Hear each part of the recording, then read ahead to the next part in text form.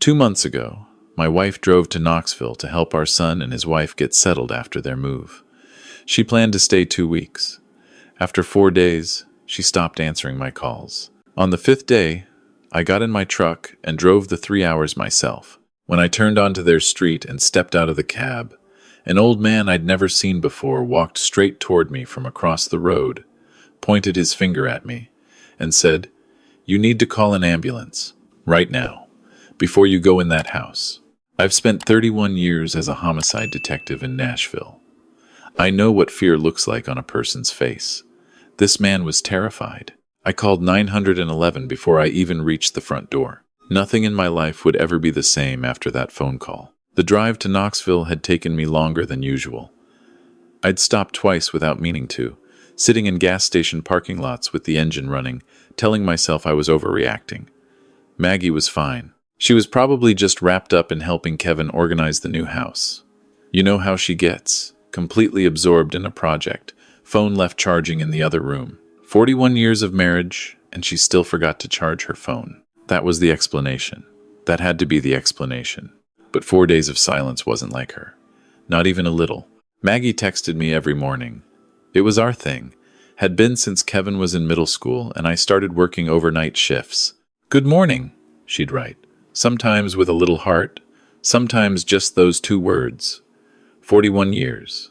The only times she'd missed were when she was in surgery for her gallbladder back in 2019, and even then she texted me from the recovery room before the anesthesia fully wore off. 4 days of nothing meant something was wrong. I'd told myself other things too. Things about Kevin. He was our only child, born the year I made detective.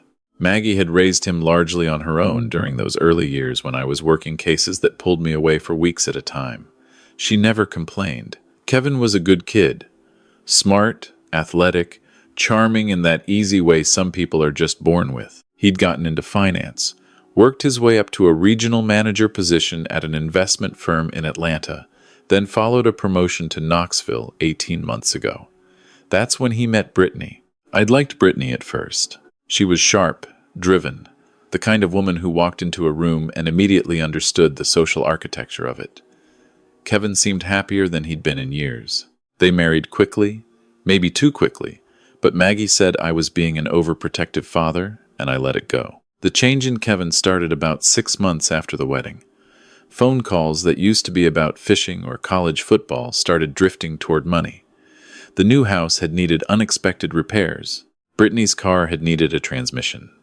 The investment firm had restructured his bonus structure. Every conversation eventually circled back to the same thing, and then 8 weeks ago, Kevin had asked me something that sat wrong in my stomach for days afterward.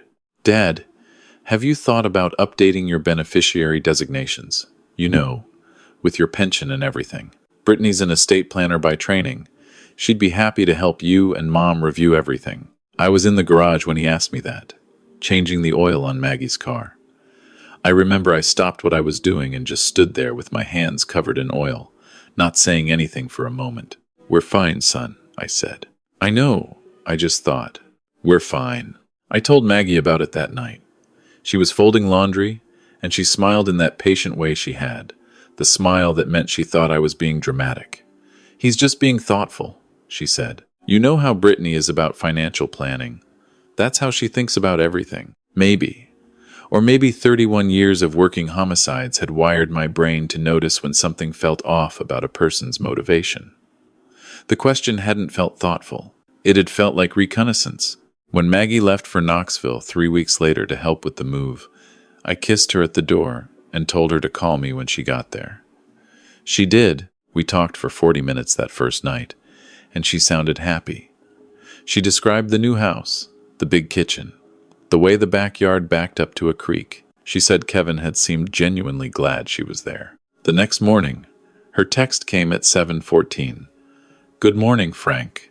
Miss you already." The morning after that, nothing. I waited. I called. I texted. I told myself the phone was dead. I called Kevin, who answered on the second ring and said everything was fine. Mom was just tired from the move. She'd call me when she woke up. I called again that evening. Kevin said she was resting. I called the next morning. Kevin said she'd gone out with Brittany. I asked him to have her call me when she got back. She never called. By the fourth morning, I was already loading a bag into my truck. The drive through Tennessee in November is beautiful if you're paying attention. I wasn't paying attention. I drove on autopilot, rehearsing what I would say when I got there, working through scenarios the way I used to work through case files.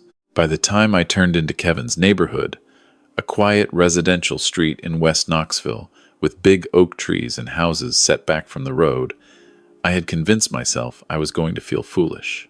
I was going to pull up and Maggie was going to open the door and laugh at me, and I was going to be the overprotective husband who couldn't handle 2 weeks alone. I parked at the curb. Kevin's house was a 2-story colonial with white shutters and a large front porch. Nice house. The kind of house that costs more than you'd expect for someone whose bonus structure had supposedly been restructured. I stepped out of the truck, and that's when I saw the old man. He came from the house directly across the street, walking faster than I expected for a man his age, maybe late 70s, thin, wearing a flannel shirt despite the cold. He had the kind of face that had spent a lot of years outdoors, deeply lined, eyes still sharp. He came straight for me without hesitating, like he'd been watching for someone to show up. "You related to the woman in that house?" he asked. "She's my wife. I'm Frank Calloway, Earl Hutchins." He shook my hand briefly, not as a pleasantry. "You need to call an ambulance right now, before you go in there." "What happened?" 3 days ago, I saw your wife through their front window. She was at the kitchen table, and she couldn't hold her head up. I watched for a minute, thinking she was just tired. Then she slid sideways out of the chair and hit the floor. He said it the way a man says something he's been holding for days, steady but tight. I called across to your son. He came out on the porch and told me she was fine, just had too much wine at dinner. But I looked through that window for another hour, and nobody helped her up. She was just lying there. My hand was already on my phone. "I called 911 anyway," Earl said. "That same afternoon. But your son got to the door before the paramedics did. He told them she was fine, that she'd had a reaction to some new medication, that they'd already spoken to her doctor. He signed something. I don't know what he signed, but they left. They left. They left. And I haven't seen her since. Curtains have been closed. Cars in the driveway. I knocked yesterday morning, and your son answered the door and told me my concern wasn't appreciated." The dispatcher picked up before Earl finished his sentence. "I identified myself by name and gave the address. I said my wife had been seen unresponsive 3 days ago, and I had reason to believe she needed immediate medical attention. Then I walked to the front door and knocked. Kevin answered. He was 34 years old and had my height, but Maggie's coloring, dark hair, lighter complexion. He looked at me the way you look at someone whose arrival is inconvenient. "Dad, I didn't know you were coming. Where is she?" "She's upstairs resting. She hasn't been." I walked past him. I found Maggie in the guest bedroom on the second floor. She was in bed, blankets pulled up to her chin, and when I turned on the bedside lamp and saw her face, something in my chest seized.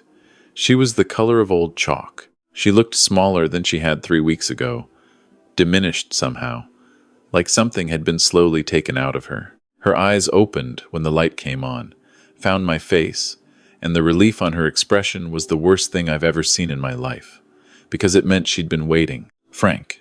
Her voice was barely there. "I'm here. I've got help coming. Something's wrong with me." She tried to sit up and couldn't. "I can't think straight. Everything keeps going sideways." Kevin was in the doorway. "She's been sleeping it off.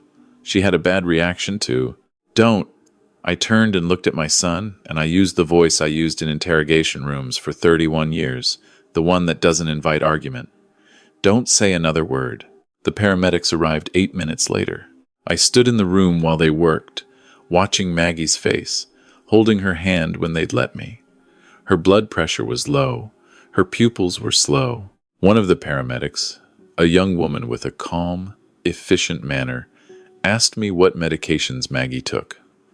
I listed them. The paramedic and her partner exchanged a look I recognized, because I'd spent decades watching people try to communicate without words. They took her on a stretcher. I rode in the ambulance.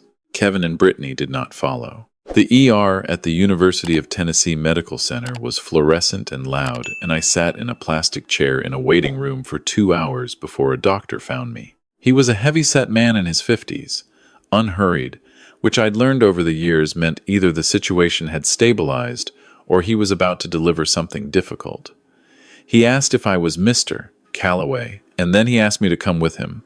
The room he took me to was quiet. He sat across from me and folded his hands and said, "Your wife has a significant amount of benzodiazepines in her system, more than would be consistent with normal prescribed use. Her dosage levels suggest she's been receiving elevated amounts over an extended period, several days at minimum. Benzodiazepines, sedatives, the family of drugs that include Xanax, Valium, Klonopin. She's not prescribed any benzodiazepines," I said. "No, we confirmed that from her medical records."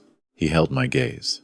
"Mr. Calloway, the levels we're looking at, combined with what appears to be inadequate nutrition over that same period, her body was shutting down. If she'd gone another day without intervention, we'd be having a very different conversation." The room went very quiet. "Who knew she was with you?" he asked. "My son, his wife. We're going to need to contact law enforcement." "I spent 31 years in law enforcement," I said. "Make the call." Maggie was admitted to the ICU. I sat beside her bed through the night, watching the monitors, listening to her breathe. Around 2 in the morning, she woke up enough to talk. "How long have I been here?" she asked. "A few hours." "You're safe." She was quiet for a moment, looking at the ceiling. "The tea," she said finally. "What tea?" "Every night, Brittany made me tea before bed. Chamomile," she said. "It was sweet. I didn't think anything of it."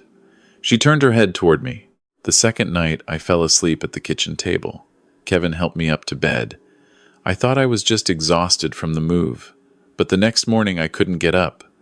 My legs wouldn't work right. And then it was like she searched for words, like being underwater. I could hear things, but I couldn't respond the way I wanted to. "You tried to call for help." I dropped my phone the second day. I couldn't reach it. I kept trying to tell Kevin something was wrong, that I needed a doctor. He said I just needed rest. Her voice didn't waver, but her eyes did. He patted my hand and told me to sleep. Frank, our son, patted my hand while I was lying there and told me to sleep. She didn't cry. Maggie has always been braver than me in most of the ways that count. "The neighbor called 911, I told her. "The man across the street, the older man? I saw him once from the window the first day. His name is Earl. He's the reason you're here." She closed her eyes and didn't say anything for a while. I held her hand in both of mine and listened to the monitors. The detective who came the next morning was a woman named Sergeant Patricia Ware, Knox County Sheriff's Office. 40-something, no nonsense, the kind of investigator who listened more than she spoke. I respected that immediately. I told her everything. Kevin's financial questions, the 4 days of silence, what Earl had witnessed, what Maggie had told me about the nightly tea. Ware took notes without expression, asked clarifying questions at precise moments, and when I was done, she looked at me with the frank assessment of one professional to another. "Your son and daughter-in-law," she said. "Do they know your wife is here?" I called Kevin from the ambulance. He said he hoped she felt better. Ware's pen paused on her notepad. "He said he hoped she felt better," I repeated. "We'll bring them in for a conversation," she said. "In the meantime, I'd like your wife's account as soon as she's able." Kevin and Brittany came to the hospital that afternoon. I saw them in the hallway before they saw me, and I watched them for a moment the way I used to watch subjects through two-way glass. They walked close together. Brittany was talking quietly, and Kevin was nodding, and there was something about the quality of that conversation, the contained, focused nature of it, that I recognized as preparation. They were getting their story straight. I stepped into the hallway and they stopped. "Dad." Kevin put his arms around me briefly. He smelled like cologne he hadn't been wearing that morning. "How is she?" "She's going to be okay. Thank God." He shook his head. "We had no idea she was that sick. She kept saying she was fine, that she just needed rest. You know how Mom is. She hates making a fuss." Brittany touched my arm. "We're so relieved, Frank. When you called from the ambulance, I was so scared." I looked at them both. Brittany met my eyes without hesitation. Kevin met them for about 2 seconds and then looked at the floor. The doctors found sedatives in her system, I said. High doses. She hadn't been prescribed any. A beat of silence. That's frightening, Brittany said. Could it be something she accidentally took? From one of our cabinets? We do have some medication at the house, and if she mistakenly... She was making herself tea every night, I said. Chamomile, with honey. Another beat. Shorter this time. Right, Brittany said. I made it for her.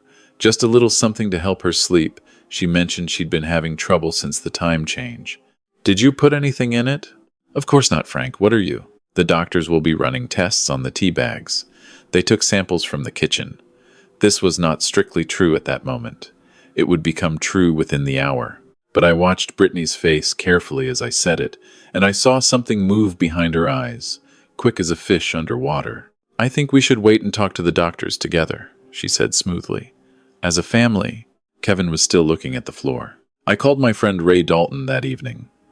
Ray ran his own investigative firm after retiring from the FBI 15 years ago, forensic accounting his specialty. I'd sent him work over the years and he'd done the same for me. I told him I needed everything on Kevin Mitchell Calloway and Brittany Ann Calloway, née Shreve.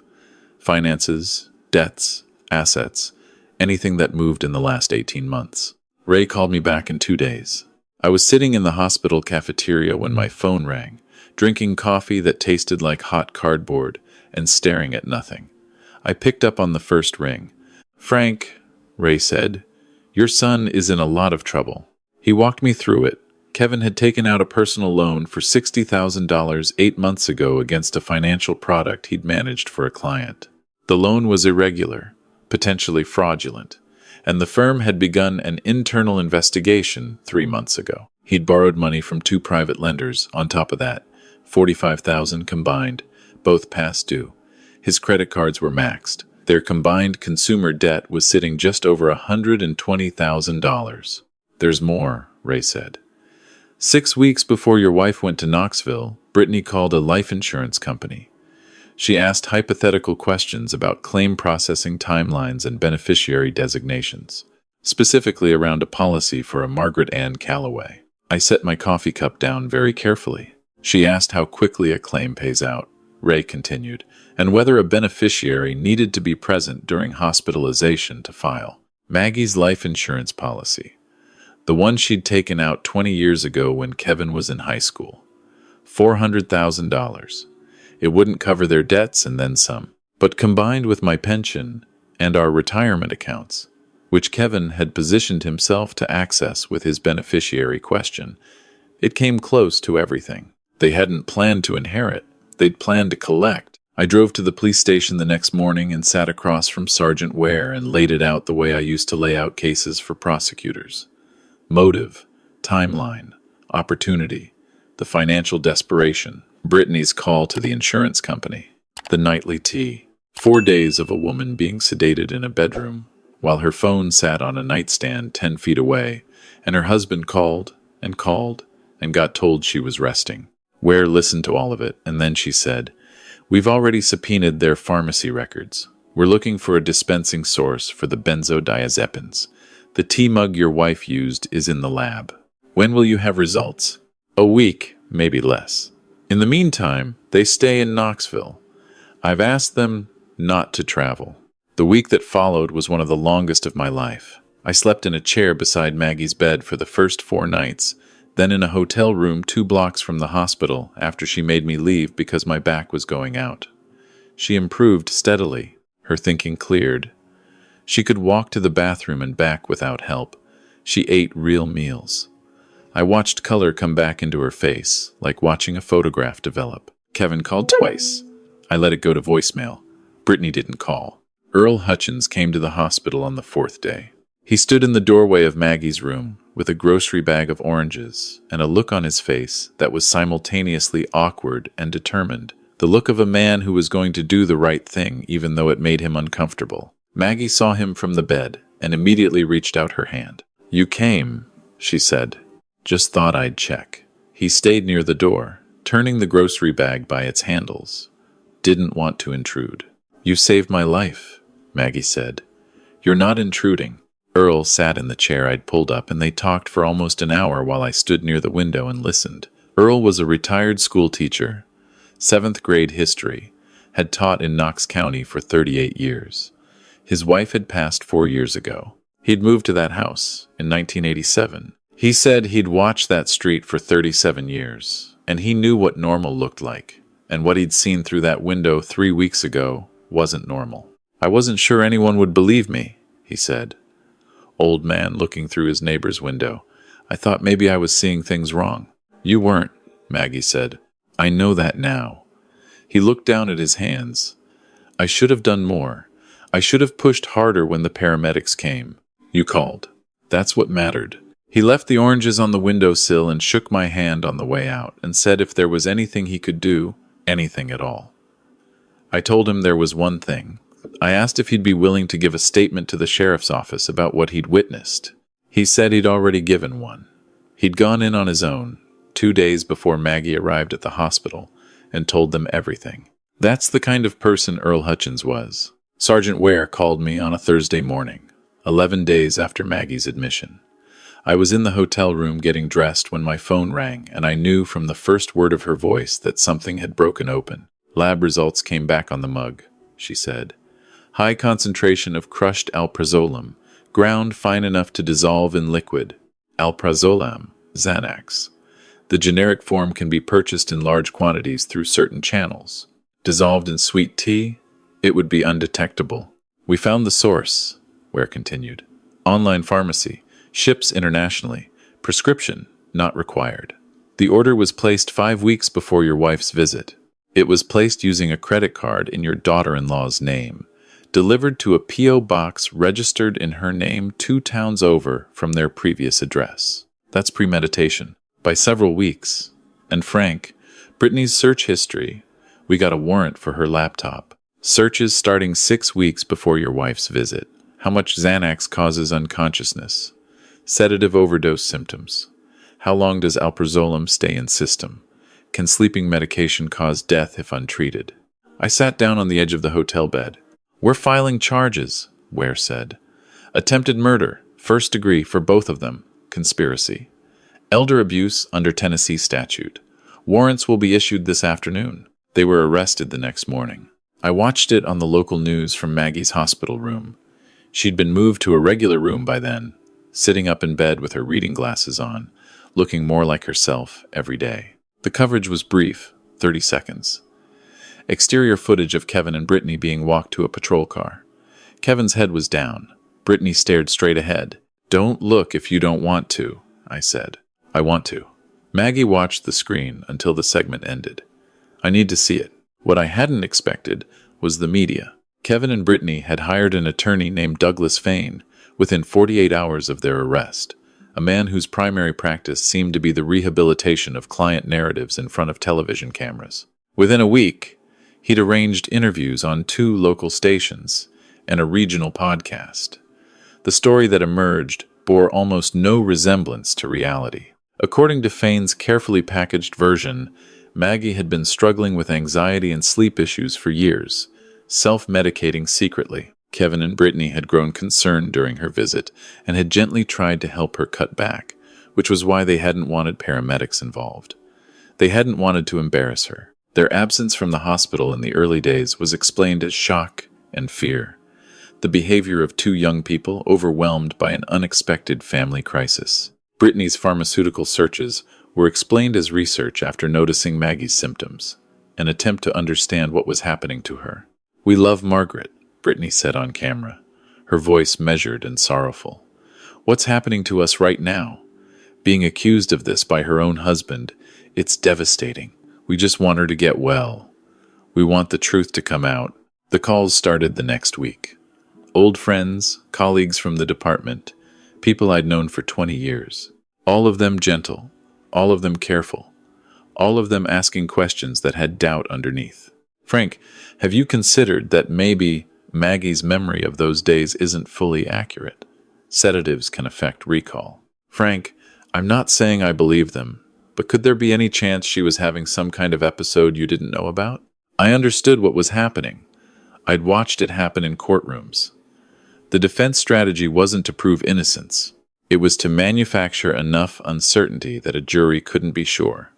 Reasonable doubt wasn't found. It was constructed. And Fane was a skilled architect. I didn't engage with it. I'd spent 3 decades watching people try to talk their way out of evidence. Evidence didn't care about narratives. My attorney, a woman named Susan Park, who specialized in civil litigation and who had the temperament of someone who had never lost an argument she considered winnable, filed a civil lawsuit 12 days after the arrest. Attempted murder, intentional infliction of emotional distress, medical costs. The suit detailed everything: the insurance inquiry, the pharmacy order, the search history, the financial motive laid out in precise, documented terms. The lawsuit froze every asset Kevin and Brittany owned: their house, their cars, their joint accounts, all of it locked in legal holding while the case worked through the courts. Kevin called me 2 days after the filing, and for a moment I thought I was going to hear something real from him, some crack in the performance, some trace of the boy I'd coached through his first baseball season and helped move into his first apartment. "You're going to destroy us," he said. "Mom would never want this. Your mother is sitting 20 feet from where I'm standing right now, Kevin, getting physical therapy for the muscle weakness your wife's medication caused. You can ask her what she wants." Silence. "She was going to die," I said. "You knew that. You watched it happen, and you made sure help didn't come. That is a thing you did. And now you're going to answer for it. That's all this is." I hung up. The case cracked open 6 weeks after the arrest, and it cracked from the inside. Ware called me on a Sunday afternoon to tell me they'd separated Kevin and Brittany for a second round of questioning, and the stories had diverged. Not significantly at first, small inconsistencies, a timeline that didn't quite match, a sequence of events that contradicted each other in minor ways. The kind of gaps that appear when 2 people have memorized a script but aren't sure exactly where the other one landed on a given detail. They offered Kevin a deal: full cooperation, complete testimony, reduced charges in exchange for a sentencing recommendation. "He's thinking about it," Ware told me. 3 days later, word apparently reached Brittany about the plea offer. She retained a separate attorney that afternoon and filed a motion claiming that Kevin had been psychologically controlling throughout their marriage, that she had participated in what happened out of fear, that the entire plan had originated with him, and she had been too afraid to refuse. Kevin found out about the motion within 48 hours. He accepted the deal on a Wednesday. His deposition lasted 7 hours. Ware shared the summary with me afterward, and I read it twice, sitting in my truck outside the hotel, because I couldn't do it anywhere near Maggie. Kevin described the plan as originating from Brittany approximately 4 months before Maggie's visit, after Kevin had told her about the insurance policy during an argument about their finances. He described Brittany researching sedative compounds over a period of weeks, selecting alprazolam because of its availability and the speed at which it could be dissolved. He described her ordering it, collecting it, bringing it to Knoxville. He described, in a voice his attorney noted was flat and effectless throughout, standing in the hallway of the guest room on the second night, while Brittany added the dissolved medication to a mug of tea, watching her carry it upstairs. He described hearing his mother say she didn't feel right. He described Brittany telling him to keep the neighbor away from the windows. He described watching the paramedics load his mother onto a stretcher 3 days later and not moving from the doorway. "I told myself she'd be okay," he said in the recording, according to the summary Ware shared. "I kept telling myself somebody would help her in time, and we'd still have a way out of the debt, and nobody would be able to prove what we did. I told myself a lot of things." He was 28 years into telling himself things. Brittany's trial was set for 4 months after the arrest. With Kevin's testimony, the laboratory evidence, the financial records, the search history, Earl Hutchins's eyewitness account, and Maggie's own statement, the outcome was not something the defense could reasonably contest. What Fane could do, and what he did, was attempt to minimize. His closing argument centered on Brittany's claimed coercion, on her fear of Kevin, on the idea that she had been a participant rather than an architect. The jury deliberated for less than 5 hours. Guilty of attempted murder in the first degree, guilty of conspiracy, guilty of elder abuse. guilty of criminal poisoning under Tennessee's statute. Brittany's face when the verdict was read was not the face of someone who was surprised. It was the face of someone whose calculation had finally come out wrong and who was trying to decide what to do with that. She looked at Kevin, sitting across the courtroom as a witness for the prosecution, and the look they exchanged lasted about 2 seconds before both of them looked away. Her sentencing came 6 weeks later. The judge was a woman in her 60s who had been on the Knox County bench for 15 years and who read her statement with the careful, precise anger of someone who had chosen her words over a long period of time. You purchased a sedative compound online for the specific purpose of incapacitating your husband's mother, she said. You administered it to her over multiple days while she was a guest in your home, trusting you as family. You watched her become unable to stand, unable to communicate, unable to call for help. You turned away first responders when they came. You left her alone and left the state. The only reason Margaret Calloway is alive today is because a retired school teacher across the street trusted what he saw with his own eyes over what your husband told him. She paused. 24 years. You will serve a minimum of 20 before you are eligible for parole consideration. The gavel fell. Kevin's 8-year sentence, negotiated as part of his cooperation agreement, was delivered in a separate proceeding 2 weeks later. He would be eligible for early release after 6 years. I sat in the back of the courtroom for that one, and I tried to feel something identifiable. Anger seemed too simple for what was in front of me. Grief was closer, but even grief implies something lost. And I think I'd lost Kevin somewhere before any of this happened, before Brittany, before the debt, in some shift that had occurred gradually and that I hadn't recognized until it was complete. What I felt, mostly, was tired. Maggie was doing her physical therapy 3 times a week by the time both sentences were delivered. Her strength had come back significantly.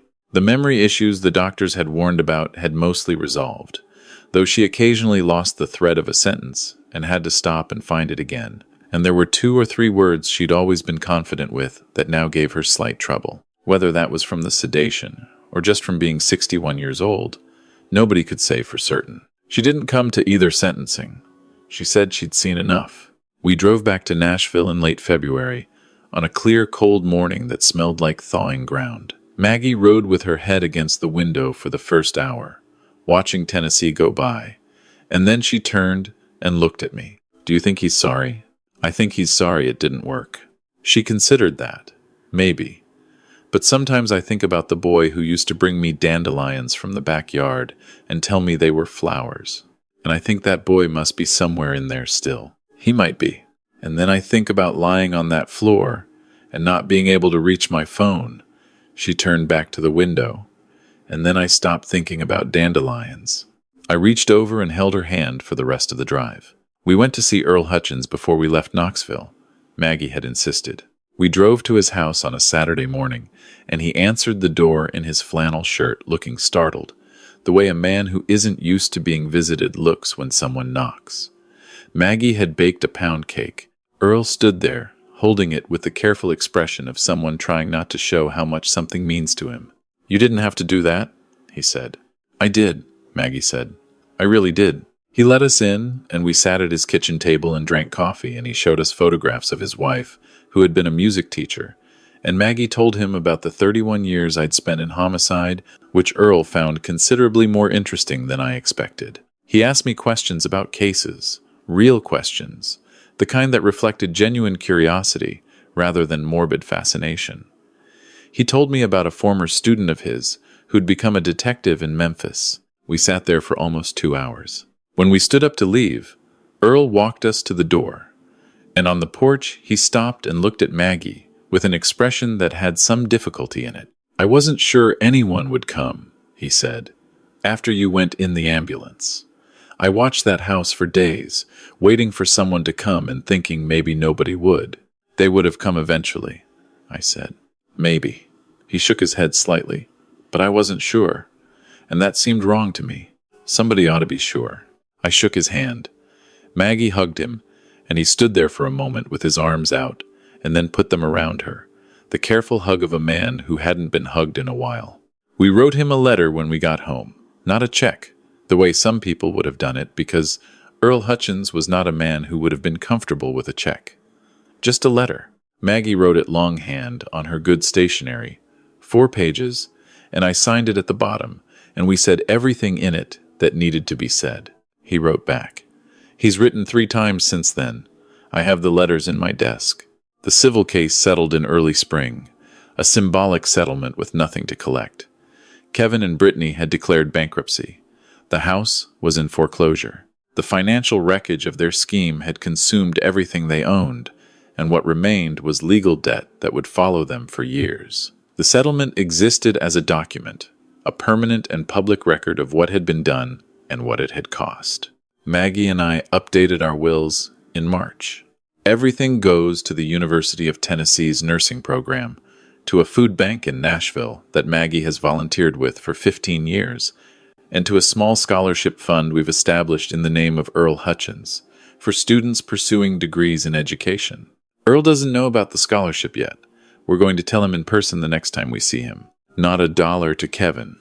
Not a dollar to any descendant of Kevin's. The thing they tried to kill for will go somewhere else. Somewhere it can become something good. Last month, a letter arrived at our house in Kevin's handwriting. I recognized it before I opened it, the particular way he forms his capital letters, something he'd had since grade school. I sat with it unopened for about 10 minutes on the back porch, in the late afternoon light that was just starting to have some warmth in it again. Then I opened it. 4 pages, an apology, a series of explanations, an account of what had happened to him, and how he'd gotten from the boy I'd raised to the man who stood in a hallway while his mother lay sedated on a floor. He blamed Brittany. He blamed the debt. He blamed a version of himself that he described with apparent sincerity as no longer existing. He asked if there was any path, any at all, back to something between us. I read it once. I read it a second time. I thought about what Maggie had said in the car, about the boy with the dandelions, about the floor and the phone. I thought about 31 years of sitting across from people who had done terrible things and then constructed elaborate stories about why those things weren't really their fault, or weren't entirely their fault, or were understandable given the circumstances. I had heard 10,000 versions of that story.